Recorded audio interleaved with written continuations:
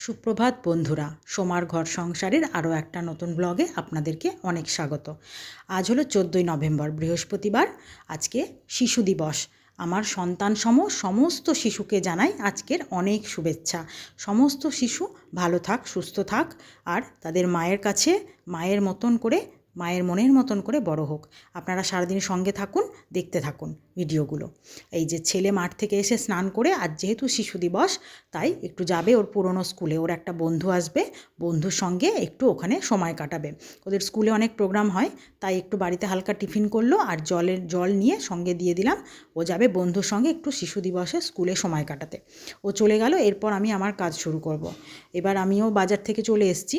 এখানে আছে বৃহস্পতিবারের ফুল আছে, একটু ফল আছে, এগুলো আগে মাকে পৌঁছে দিয়ে আসি। মা ঠাকুর ঘরে চলে গেছে স্নান করে, এসে তারপর আমি বাজার টাজারগুলো ধুয়ে নেব। তো এই যে মা বসে গেছে পুজো করতে, আমি ফুলগুলো সব দিয়ে চলে যাব। আর এই দেখুন, বৃহস্পতিবার মা আগেই ঠাকুরের আসন পরিষ্কার করে মা লক্ষ্মীকে স্নান করিয়ে কাপড় পরাচ্ছে। আমার আজকে আর বেশি দাঁড়ানোর সময় নাই ওপরে, সোজা নিচে চলে এলাম। বাজারও ধোয়া হয়ে গেছে। এখানে আছে মূলো, শসা, ক্যাপসিকাম, তারপরে আছে লেবু, কাঁচা লঙ্কা, করলা, মিষ্টি কুমড়ো, আছে ফুলকপি, টমেটো, শিম, এদিকে আছে আদা, আর ওদিকে আছে আলু।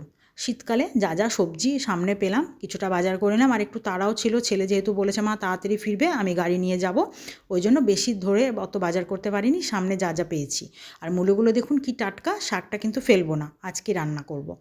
আর এদিকে আছে পেঁয়াজের ঝুড়ি, দেখুন পেঁয়াজের ঝুড়ি, একদম পেঁয়াজ শেষ হয়ে গেছিলো, তো পেঁয়াজটা একটু বেশি করে নিয়ে নিলাম। আর তার আগে ঝুড়িটাও ধুয়ে পরিষ্কার করে দিয়েছিলাম। তো পেঁয়াজ নিয়ে নিলাম। আমি পেঁয়াজ একটু আলাদাই রাখি, মানে এই সবজি বাজারগুলো যেহেতু ধুয়েছি আর ফ্রিজে ভরবো, তো ওই জন্য পেঁয়াজের সঙ্গে ঠেকাঠেকি করি না। আপনারা হয়তো এর জন্য আমাকে বলতেই পারেন যে আমি একটু বাতিকগ্রস্ত মানুষ, তা সে আপনারা বলতে পারেন। আমি পেঁয়াজ রসুনটা সম্পূর্ণ আলাদাই রাখি, কারণ এগুলো আমি ছোঁয়ানাড়া করি না, যখন রান্না হয় তখন একসঙ্গে। এবার বাজার টাজার সমস্ত তুলে নিয়েছি। আর এদিকে বুড়ি এসে বাসন ধুয়ে মেজে পরিষ্কার করে দিয়েছে, ঝুড়িতে দিয়ে দিয়েছি।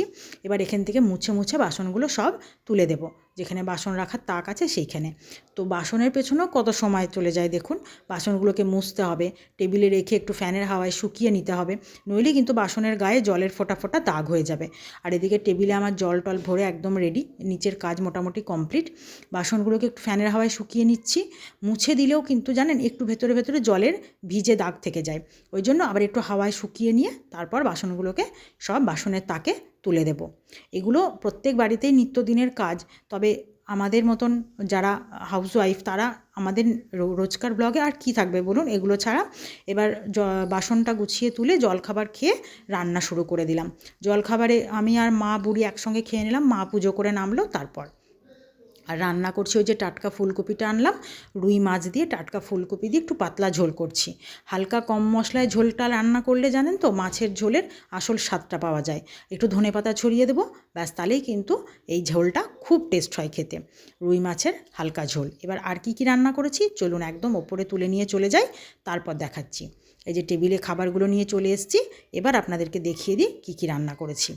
এখানে আছে ভাত, এটা তো থাকতেই হবে, কারণ এটা ছাড়া তো খাওয়া সম্পূর্ণ হবেই না। তো রান্না হয়ে গেছে, এবার আমি এর সঙ্গে করব যেটা করলাম দেখাই। এখানে আছে আলু পেঁয়াজ ভাজা। এই ভাজাটার মধ্যে এই যে গোটা গোটা কাঁচা লঙ্কা ফেলে দিয়েছি না, এটা খুব ভালো লাগে ভাতে, গরম ভাতে ডলে খেতে। তো এই ভাজাটা আছে, আর সঙ্গে আছে এদিকে মাছের ঝোল, যেটা করলাম ফুলকপি আলু দিয়ে মাছের ঝোল, হালকা মাছের ঝোল আছে, এটাও করেছি। আর সঙ্গে আছে যে মূলো আনলাম না, মূলোর টাটকা শাকটা, ওটাকে আর রেখে দিইনি, টাটকা খেতে খুব ভালো লাগবে।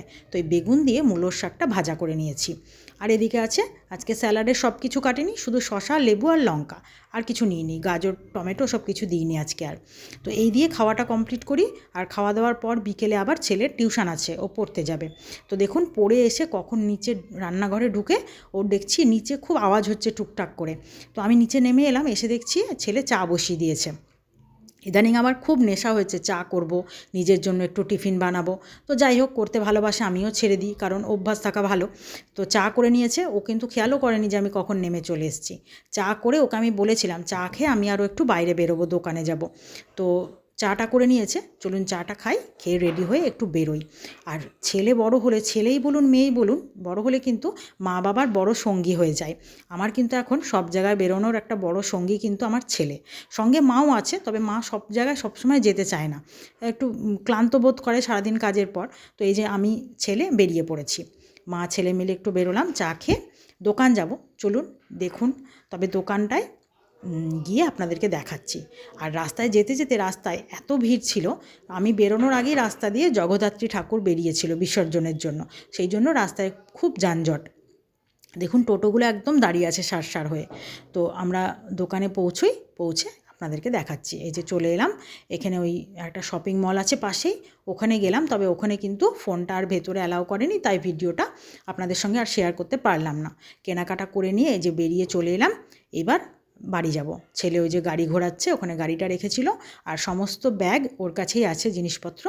গাড়িটা নিয়ে আসুক, বাড়ি গিয়ে আপনাদেরকে দেখাই কী কী কিনেছি। এমন কিছু স্পেশাল কেনাকাটা করিনি, ওই যা নিত্যদিনের রোজকার বাড়িতে সংসারে লাগে সেই সব জিনিসই আছে।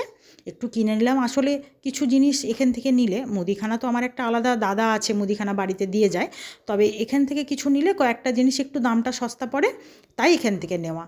তো এখানে নিয়েছি ওই রোজকার ওই খেতে লাগে একটু ওটস আছে, তো ছেলে ভালোবাসে, এটা মশালা ওটস আছে। আর একটা সাদা প্লেন ওটস নিয়েছি, ওটা আমি খাই, দুধ দিয়ে আমার ওটা ভালো লাগে, আমি আবার মশালা ওটসটা অত পছন্দ করি না। তো ওইগুলো নিয়েছি। আর ওই একটু ধূপকাঠি আছে, বলুন ঘরের এই যে একটু সব রকম মেশানো ডালগুলো আছে। তারপরে একটু আছে ওই অন্য একটা ডাল, অরহরের ডাল ছিল। এখানে আছে একটু কফি, শীত পড়ছে, একটু কফি লাগবে। এই সব নিত্যদিনের আর কি, মানুষের সংসারে মেয়েদের আর কেনাকাটা কি থাকে। এই বডি স্প্রে আছে, ব্রাশ আছে, কর্তামশাই বডি স্প্রে লাগাতে ভালোবাসে, তাই 2-3টে বডি স্প্রে একসঙ্গে নিয়ে রাখি। এখানে বার্ডস আছে। তারপরে আরও দেখি কী নিয়েছি, দেখায়। ঘি নিয়েছি, ঘি শেষ হয়ে গেছিলো, তাই একটু ওই রামদেবের মানে পতঞ্জলির একটু ঘিটা নিয়ে নিয়েছি। ঘিটা বেশ ভালো হয় টেস্ট। একটু শীত পড়ছে তাই একটু ক্রিম নিয়ে নিলাম। আর এদিকে আছে ধূপকাঠি আছে, ওখানে অনেক রকমের ধূপকাঠি ছিল, তাই বেশ 2-3 প্যাকেট ধূপকাঠি, একটু বাসন মাজা স্ক্রাবার আর বিস্কুটের প্যাকেট, এই সব কেনাকাটা করলাম।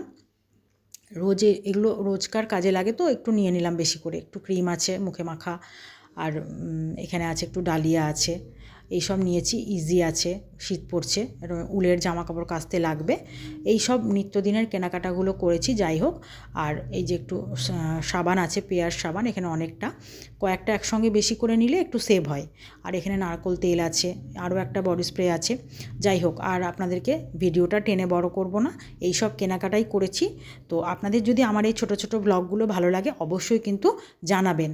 আর জানাবেন আপনাদের কেমন লাগছে, যদি ভালো লাগে সেটাও জানাবেন, তাহলে কিন্তু আমি আরেকটু উৎসাহিত হব। আজকের ভিডিওটা এই পর্যন্তই, আপনারা ভালো থাকুন, টাটা।